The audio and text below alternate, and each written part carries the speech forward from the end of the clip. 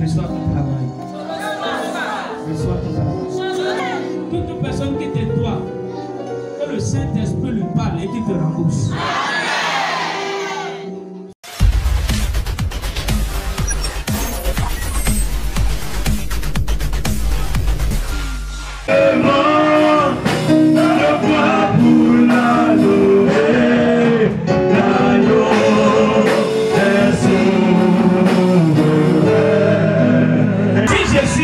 De Dieu, que le plus grand arbre dans ta vie s'écroule ce soir. Alors, pourquoi certaines personnes souffrent et pourquoi certaines personnes jouissent d'une bonne vie, sinon d'une meilleure et véritable vie? Tu vas souffrir et continuer à souffrir. Et peut-être je pourrais te dire, Dieu ne te lèvera pas en ta faveur parce que toi-même, tu ne veux pas te lever et tu ne t'es pas levé. La vie appartient à ceux qui se lèvent aussitôt, ceux qui réfléchissent, ceux qui travaillent. Peu importe ta plainte, peu importe tes murmures, Dieu ne regarde pas les plaintes, il ne regarde pas tes complaintes s'il faut le dire. Mais ce que Dieu regarde ta bonne volonté de devenir ce que lui, il a déjà écrit de concernant. Peu de personnes prient avec la foi. Dieu dit le peuple que lui, Dieu, il a créé. Ce peuple doit le louer, doit le servir. C'est pourquoi toi et moi nous sommes sur la terre. La Bible dit, le royaume de Dieu appartient à ceux qui se lèvent tôt. Ma prière pour toi, que tu ne sois pas la bonne ou la boy de quelqu'un, mais que quelqu'un te serve. Il dit dans Deutéronome 30, le verset 15-16, je mets devant toi la vie et la mort. Et c'est ce que tu as choisi hier, et c'est ce que tu es aujourd'hui. Tu as vu, tu viens à l'église en retard, d'une manière ou d'une autre. Ça montre qui tu es réellement. Apprenons à mettre Dieu en première position dimanche. Et tu es resté peut-être à la maison depuis le matin jusqu'au soir 19h. Tu es arrivé encore en retard. Job chapitre 14, le verset 16. Assure-toi. La Bible dit, pour un arbre, il y a de l'espoir. Pour un arbre. Pour un arbre, il y a de l'espoir. Il y a de l'espoir. Pour un arbre, qu'est-ce que l'espoir? Pourquoi Dieu parle ainsi? Et il parle. Il n'a pas commencé à mentionner l'être humain. Dieu n'a pas commencé à mentionner un homme ou une femme. Il a commencé à mentionner un arbre. Pourquoi? Dans Marc chapitre 11, la Bible nous dit, il y avait une personnalité, un individu. Sinon, la Bible dit dans Job 14, le verset 7, il dit pour un arbre, il y a de l'espoir, même si cet arbre est coupé ou a été coupé. Pour un arbre, il y a de l'espoir. Je n'entends même pas amen des enfants de Dieu. Ils sont là, ils regardent, mon frère. Pour réussir, devenir changement vrai, debout, tu dois prendre ta vie au sérieux. Voilà pourquoi plusieurs personnes, tu ne vas jamais manquer de te promener d'église en église parce que tu ne veux pas prendre ta vie en main. Il n'y a rien que Dieu va encore créer. Il a déjà tout créé. Dans Jérémie 11, 29, Dieu a déjà tout créé. Il a déjà créé toutes choses. Là où tu es, Dieu a déjà mis tout en toi. Et ce que tu penses de toi, c'est ce que tu deviendras. Quand vous dites, vous savez, Job chapitre 1, c'est un monsieur, ce dernier, il a vécu une situation terrible. Que toi et moi aujourd'hui, on n'est pas prêt. On ne veut pas vivre ça. Parce que la chrétienté aujourd'hui, nous pensons que parce que nous avons donné notre vie à Jésus-Christ de Nazareth, que nous allons vivre dans le miel. Tous les jours, sous ventilateur ou climatiseur. Tu as un rôle encore à jouer. Le plus grand travail, Jésus-Christ de Nazareth a déjà accompli ça sur la croix. Il a payé le prix de la rédemption. Il a souffert pour toi et moi pour nos péchés. Et quiconque croit en lui sera sauvé. Marc chapitre 16, le verset 15-16. Il dit, si quelqu'un croit, la personne sera justifiée. Mais si tu ne crois pas, si tu seras condamné. Et le plus grand péché que les hommes, que le monde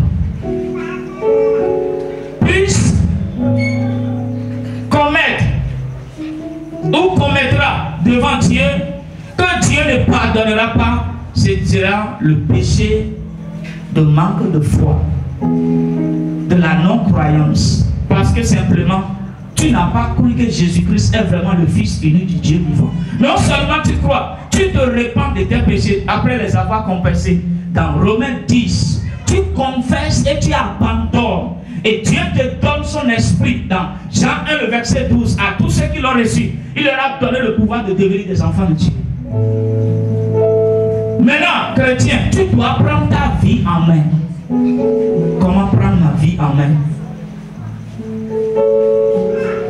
Dans Somme 119, le verset 111, il dit, comment le jeune homme rendra-t-il pur ses sentiers? C'est en se dirigeant d'après ta parole, en écoutant la parole de Dieu. Et qu'est-ce que la parole de Dieu dit par rapport à mon destin? Quels sont les pas à mener pour que mon destin, ma destinée se réalise? Parce que Dieu ne sera pas content si tu mourrais comme Lazare.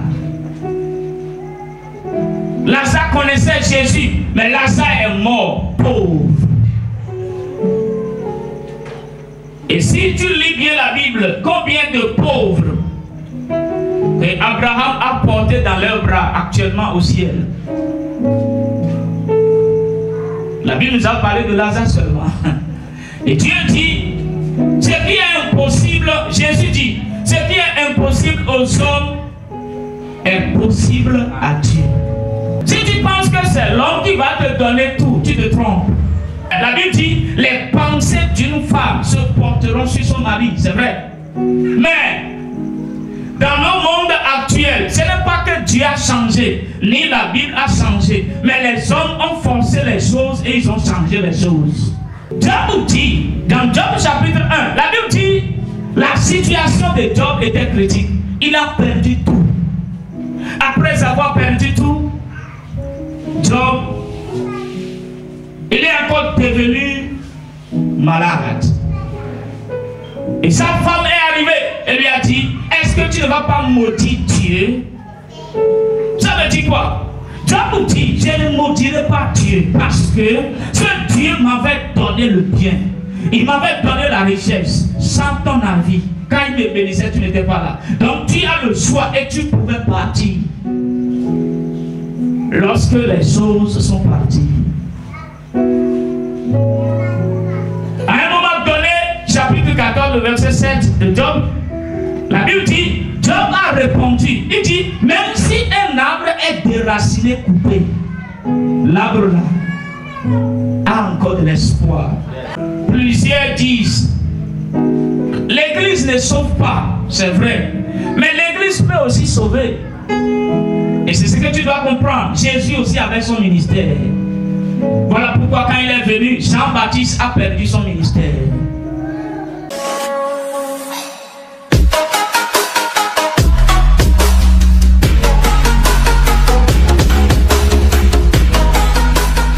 Je veux contribuer à notre professeur de tout à l'heure. Oui. La foi. Vous allez voir quelque chose. Est-ce que vous avez vu quelqu'un qui a ramassé le coronavirus et la personne est guérie?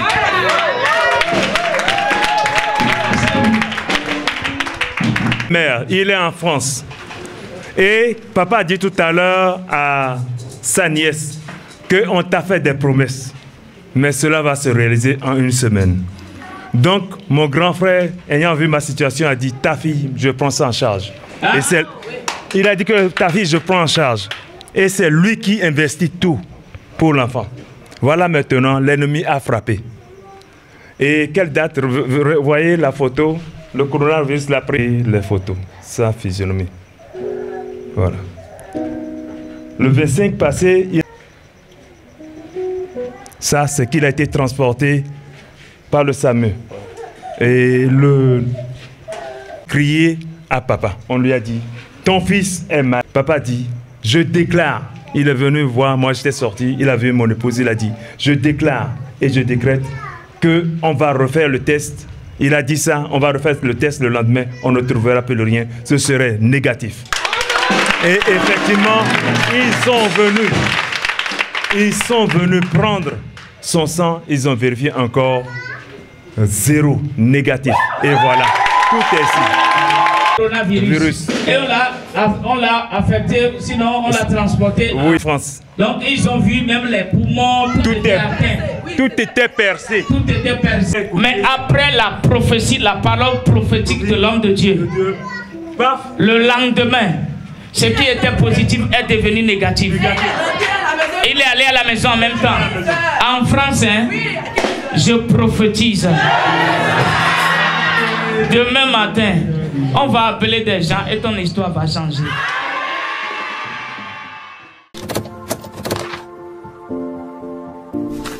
Je prophétise.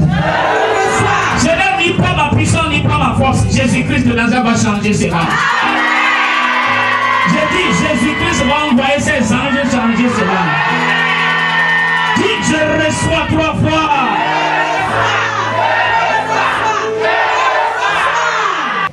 Il y a quelqu'un ici, Dieu m'a dit clair maintenant.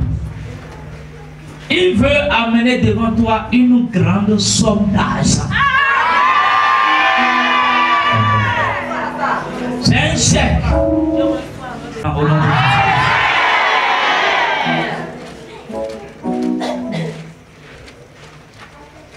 Tout accident que tu as raté il y a 1 semaine, il y a 2 semaines, je déclare cela annulé au nom de Jésus-Christ de Nazareth.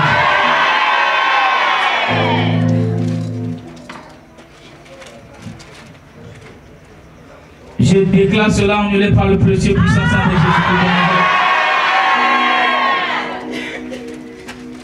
Thank you, Jesus. Toi au propriétaire, Dieu envoie quelqu'un pour payer cet argent.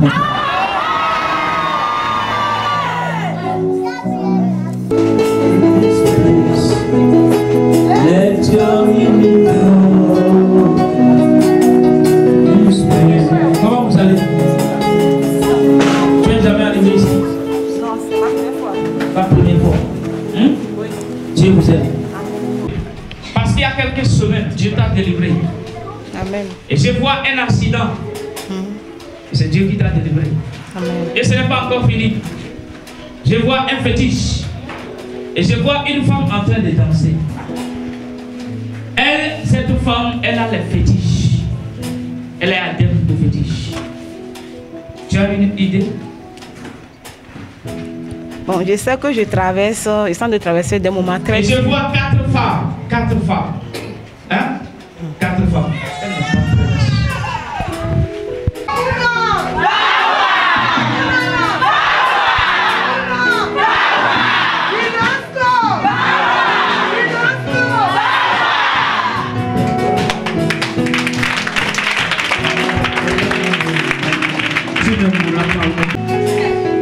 Quelqu'un veut t'aider. Quelqu'un veut te faire un bien. Quelqu'un veut te faire du bien. Amen.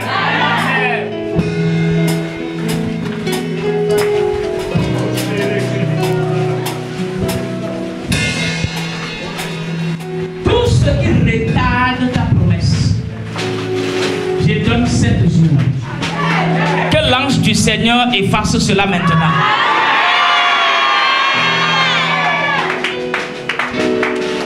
Après 7 jours, Dieu dit, il faut féliciter, il faut féliciter.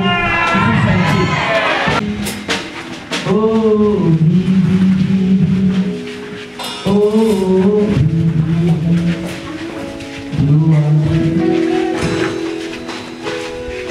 l'ennemi pour cacher ton destin, j'efface ça. J'efface ça au nom de Jésus-Christ de Nazareth. J'efface ça au nom de Jésus-Christ de Nazareth.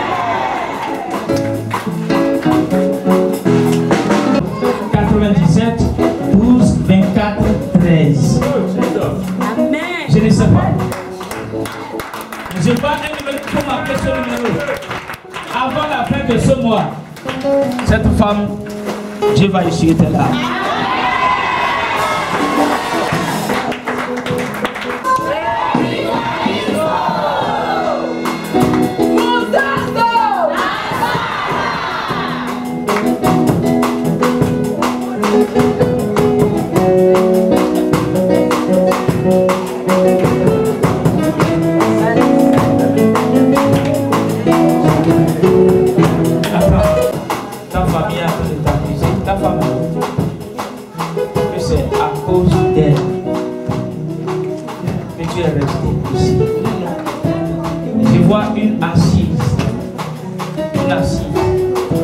Deux femmes, deux hommes, ils se font réunion. Pourquoi si tu es resté? Mais ne vous en faites pas. Le 17 de ce mois, commence à compter avant et après le 17. Dieu te donne maintenant ce qu'on appelle la vitesse. Amen. Pour avancer. Amen.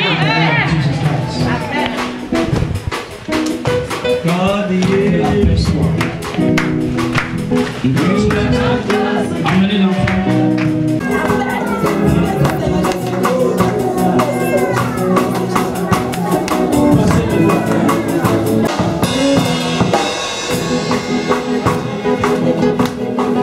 Tu veux un miracle?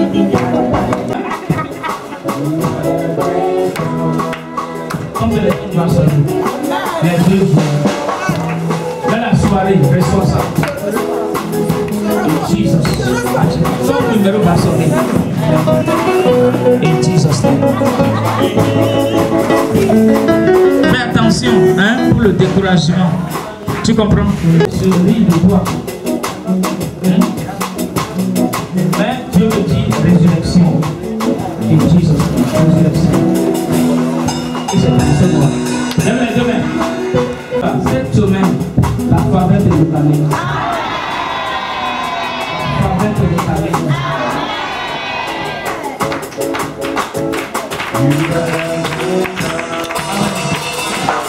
Amen. Écoutez-moi.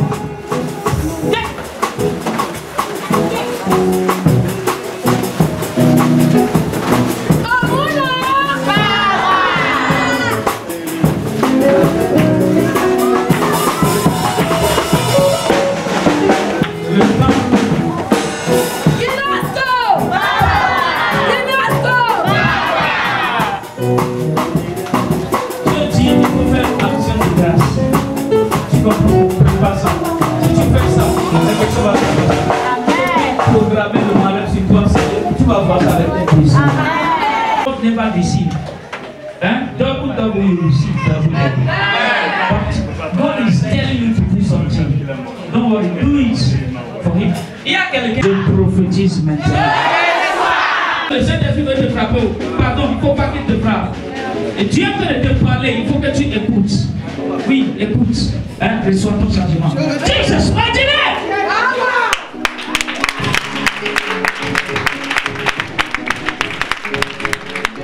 Je prophétise sur toi.